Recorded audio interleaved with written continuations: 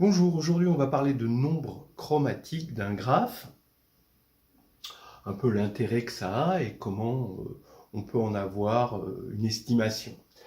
Alors, d'abord, on va parler de graphe. Ce que j'entendrai par graphe ici, eh bien, donc c'est des sommets avec des arêtes, mais les arêtes sont simples, hein, d'accord, et il n'y a pas de boucle, hein, donc pas d'arête d'un sommet vers lui-même. Et on cherche le nombre minimal de couleurs nécessaires pour que les sommets colorés de même couleur ne soient pas connectés.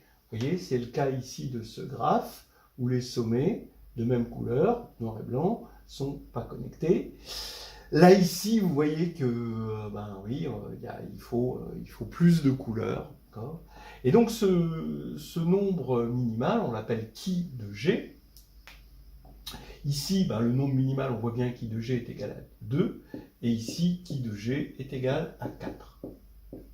Voilà. Au niveau application, vous imaginez, alors il y a le fameux théorème des 4 couleurs, qui dit qu'il faut au minimum 4 couleurs pour colorier les pays d'une planisphère, sachant que deux pays limitrophes ne doivent pas être de même couleur, forcément. Il faudrait 5 couleurs sur une sphère, 6 couleurs sur un tore. Bon, c'est un problème topologique. Alors, mais il n'y a pas que les cartes. Vous imaginez la circulation. Vous voyez, vous prenez l'essence de circulation pour un feu vert, vous voyez qu'un feu vert, vous ne pouvez pas avoir le feu vert là et là. Donc il ne faut pas qu'il y ait la même couleur si deux circuits se croisent. Donc voilà, donc là les circuits seraient un peu des sommets. Alors vous allez me dire, c'est pas difficile à faire quand c'est la circulation automobile, il y a au maximum 6 feux, bon on arrive à gérer ça sans avoir à faire venir de la théorie spectrale. Mais imaginons que ce soit des lignes aériennes. Là, c'est plus compliqué. Bien, alors, regardons. Donc ici, qui de G est égal à 2, vous vous en doutez. Ici, qui de G, vous voyez, ici, on a un graphe complet. Hein, c'est le graphe complet à 4 sommets. Bon, là, qui de G il peut être égal à 4. Ce problème est réputé difficile. Hein, d'accord, le problème de chercher le nombre de couleurs minimal est difficile. Et on l'appelle qui de G. Alors, donc on va trouver une borne inf à qui de G, voilà, qui soit facilement calculable. Ça, c'est le but de la vidéo. Alors, on a introduit la matrice d'adjacence du graphe. Donc, c'est une matrice, ici, vous avez les entrées correspondent aux paires, au couple de sommets. Voilà. Donc, ici, vous allez avoir la matrice d'adjacence. On met des zéros si les sommets ne sont pas connectés. On met 1 si c'est connecté. Voilà.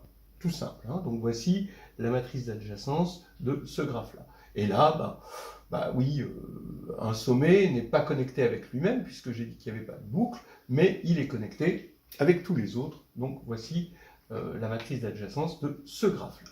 Voilà.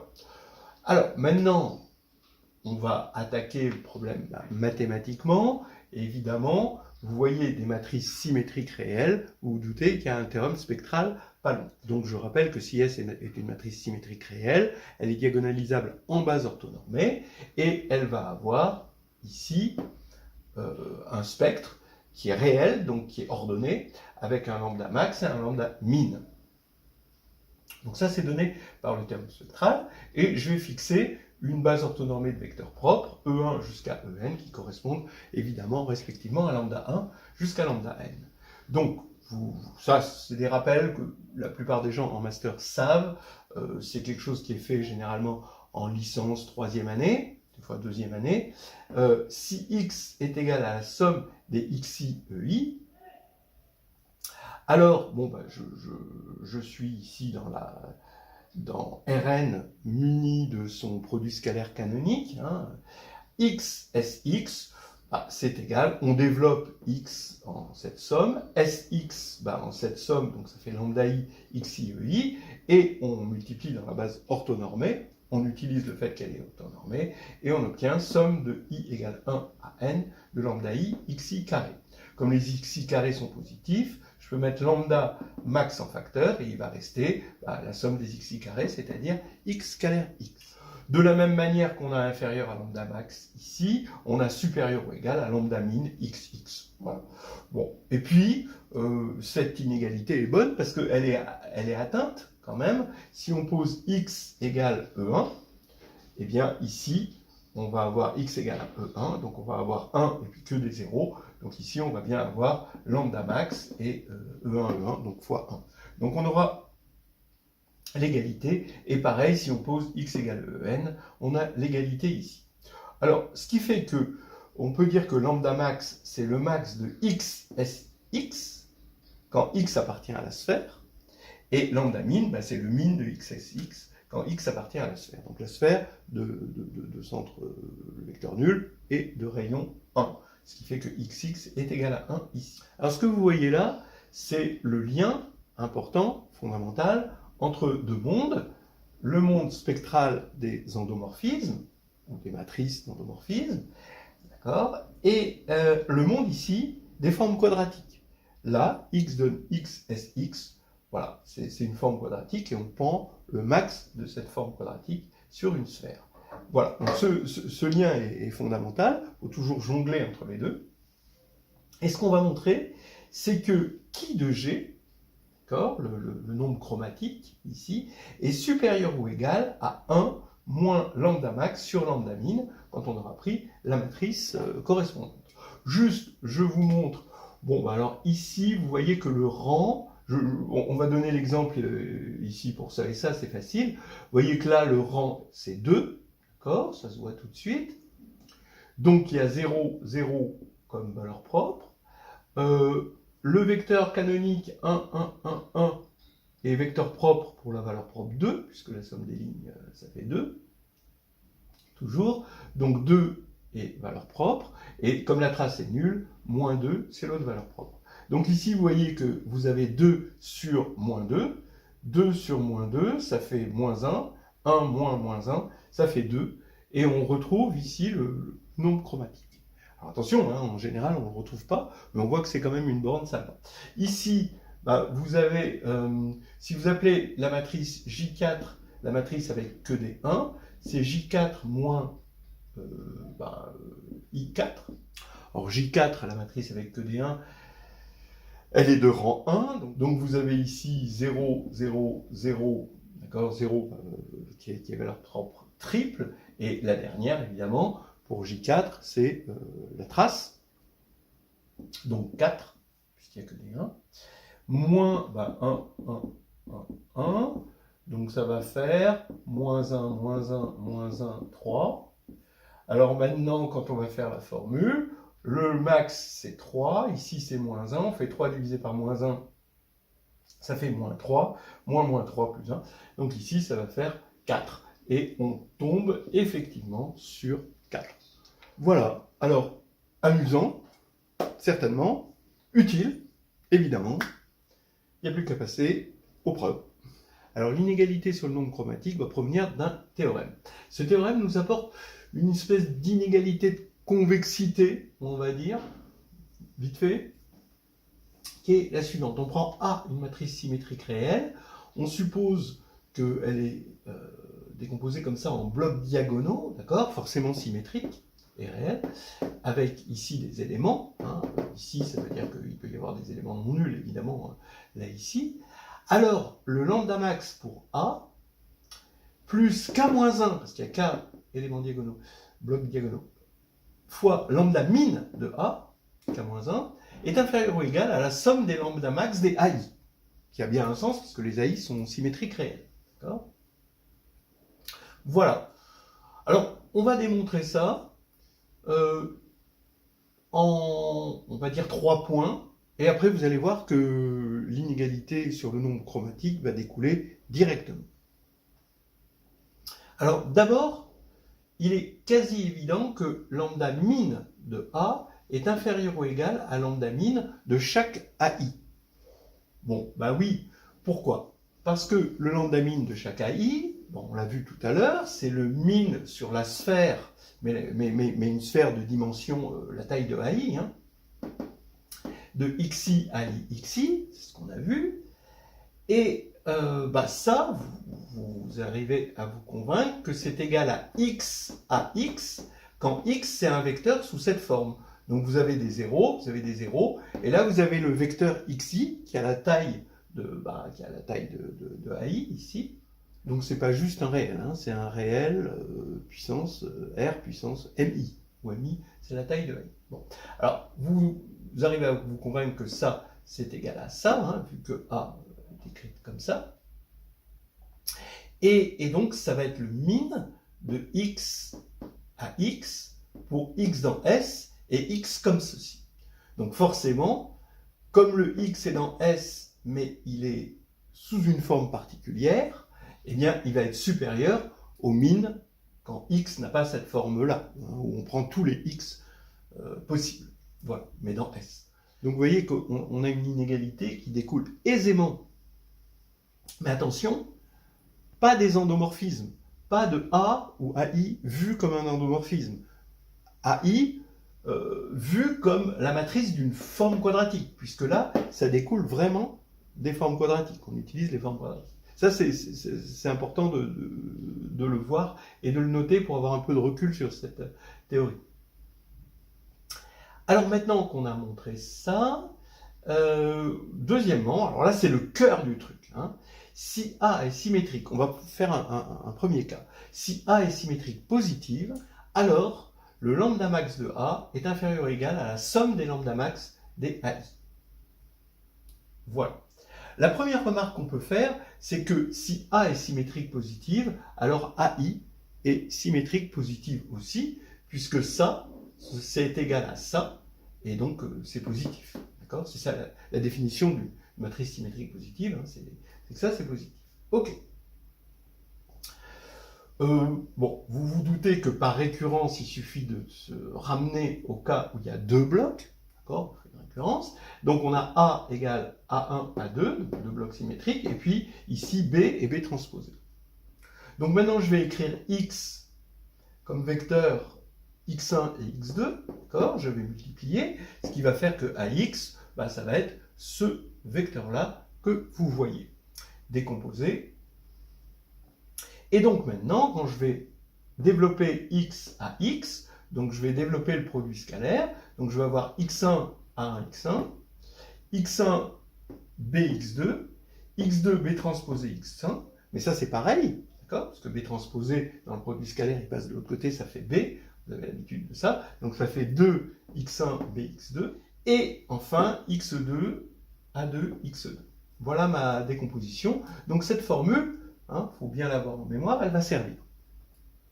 D'abord, dans un premier temps, je vais remplacer x par xt, t c'est un réel quelconque, et je vais multiplier x1 par t, et x2 je vais le laisser. Ce qui fait que ici, comme x1 est remplacé par tx1, je vais avoir du t2 ici du t, et ici rien du tout. Donc, je reprends ma formule, je l'écris pour xt, et comme A est positif, je sais que quel que soit t dans R, ça c'est positif ou nul. Alors, imaginons que ça soit un trinôme en t, c'est-à-dire, imaginons que ça soit différent de 0. Alors, le fait que ce soit positif ou nul, ça fait que le discriminant est négatif. Oui, puisque c'est positif ou nul pour tout t, et donc ça nous donne cette inégalité-là, qui est une inégalité qui ressemble à une inégalité de type Cauchy-Schwarz. D'ailleurs, la méthode, c'est exactement la preuve de Cauchy-Schwarz. Maintenant, si x1 a1 x1 est égal à 0, donc c'est pas un trinôme, alors ce binôme-là est toujours positif, ce qui fait que x1 b x2 est nul. Donc quand ça c'est 0, alors ça c'est 0. Ce qui veut dire que cette inégalité, elle a toujours lieu dans les deux cas. Voilà. Maintenant, je vais reprendre cette égalité, mais avec cette inégalité-là, et je vais la prendre pour x1, x2, donc le vecteur x, égal à E1 de A. C'est-à-dire, on va choisir un vecteur propre unitaire pour A, pour la plus grande valeur propre. Alors, d'abord, vous allez remarquer que xi à xi, c'est positif.